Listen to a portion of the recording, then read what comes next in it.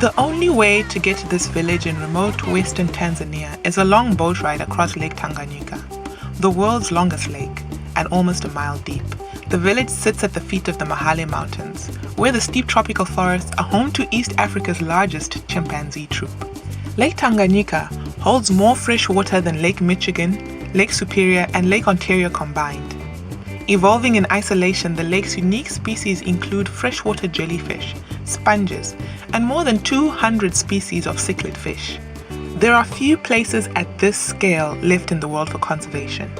A largely intact ecosystem with a globally significant cache of species, where we still have the chance to get it right before the scale tips.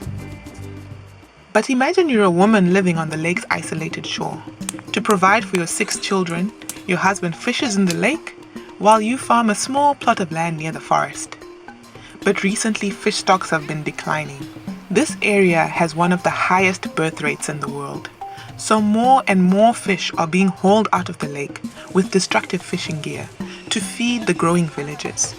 And more forest is cleared for farming, sending sediment washing into fish breeding sites.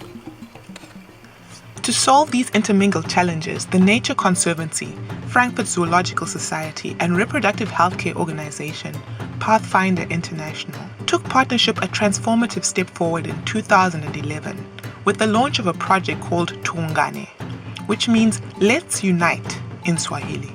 Already we're helping to bring back the declining fish populations by providing training and better equipment. Conservancy scientists are mapping fish breeding areas and helping communities to designate no-take zones. And we're reducing the pressure on the lake by providing hundreds of people with family planning care, education, microfinance projects, and more.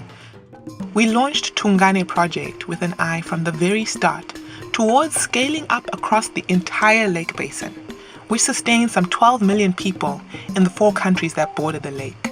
To pull this off, we're drawing on expertise forged over decades by TNC's US Great Lakes Program and other whole system freshwater projects.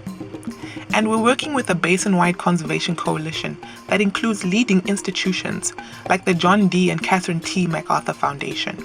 Linking up freshwater conservation and human development efforts and investments creates enormous opportunities to accelerate meaningful impact at the system scale as we address what matters most to nature and people.